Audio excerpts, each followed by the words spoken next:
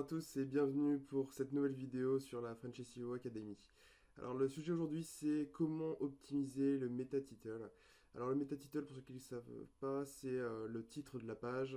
C'est un titre qui est présent uniquement pour les moteurs de recherche et c'est l'un des éléments les plus importants pour tout ce qui concerne l'optimisation de votre site. C'est vraiment un des premiers critères de référencement pour Google. Donc on va voir comment l'optimiser et surtout ce qu'il ne faut pas faire dans le meta title. Alors la première chose à prendre en compte, c'est la longueur du titre. Il y a un phénomène de dilution en fait en ce qui concerne le meta-title. Plus votre meta-title aura de mots à l'intérieur et moins les mots auront d'importance. J'ai mis un petit exemple. Donc par exemple, sur le premier exemple, on a ici ballon de foot. Donc clairement, là, on est sur un mot-clé compétitif, hein, mais peu importe. Si on cherche à être positionné sur ballon de foot, il vaut mieux avoir uniquement ces mots-clés-là dans le titre. Euh, Si par exemple, on prend un autre exemple et qu'on ajoute pas cher à la fin, on aura clairement un phénomène de dilution qui va faire que le mot-clé sera moins bien référencé par rapport à si on avait que ballon de foot. Clairement, ce type de requête aura plus pour objectif de se référencer justement sur toutes les requêtes avec pas cher indiqué à la fin. Il y a aussi un autre élément à prendre en compte, c'est le sens de lecture. En fait, les mots-clés qui sont situés à gauche du meta-title sont plus importants, enfin sont considérés comme plus importants pour Google. Donc par exemple, on va reprendre le même exemple de ballon de foot. On cherche à se référencer sur ballon de foot, donc on va commencer par les mots-clés les plus importants. Ensuite, on va rajouter des mots-clés longue traîne, donc, par exemple pas cher. Et on peut rajouter à la fin, par exemple, un nom de marque. Alors ici, j'ai mis Decathlon, mais ça peut être pas mal d'autres choses. Euh, il faut juste savoir que c'est vraiment de gauche à droite que fonctionne le sens de lecture. Et aussi, c'est comme ça que Google détermine l'importance ou non d'un titre. Troisième point, attention à la longue traîne. Donc, la longue traîne, c'est un concept qui est extrêmement important et il faut absolument jouer avec ça.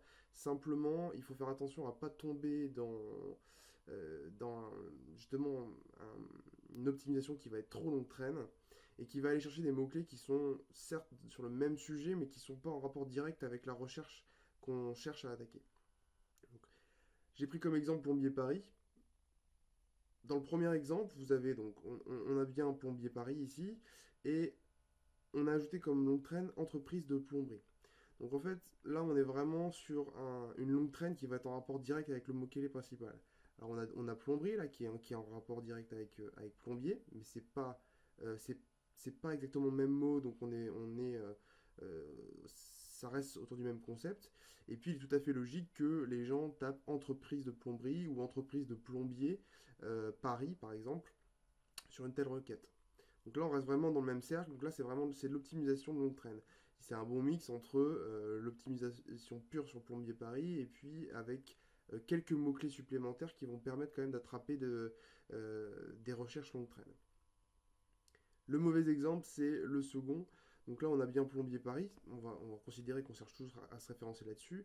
Mais on a ajouté une partie longue traîne qui cherche à cibler tout ce qui touche au ballon d'eau chaude ou à l'entretien, etc.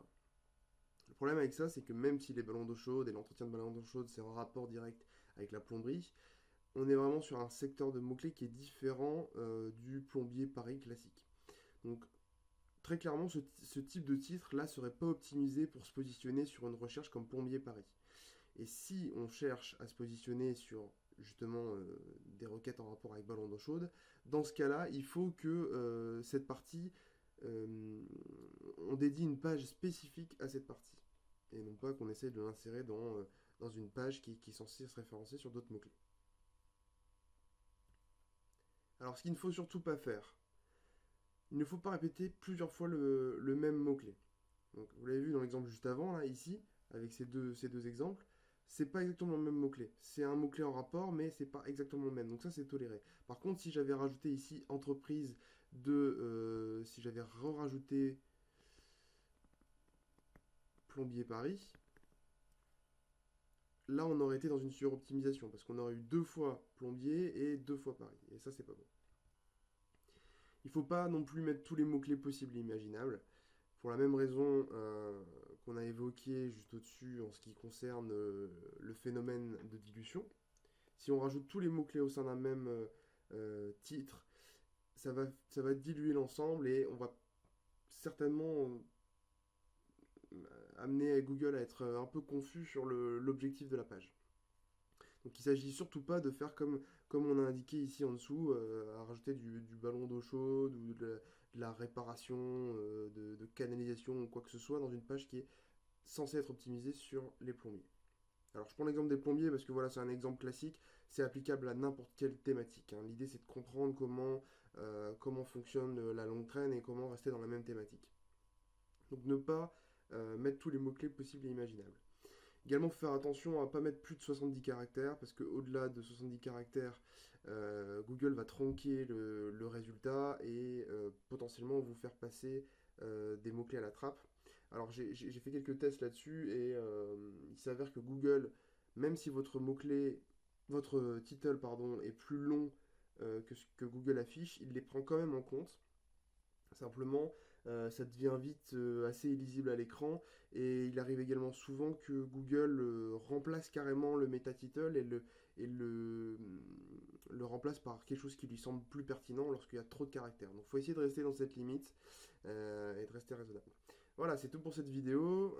J'espère que ça a répondu à toutes vos questions. Si vous avez d'autres questions, n'hésitez pas à me les poser directement. A bientôt pour une prochaine vidéo.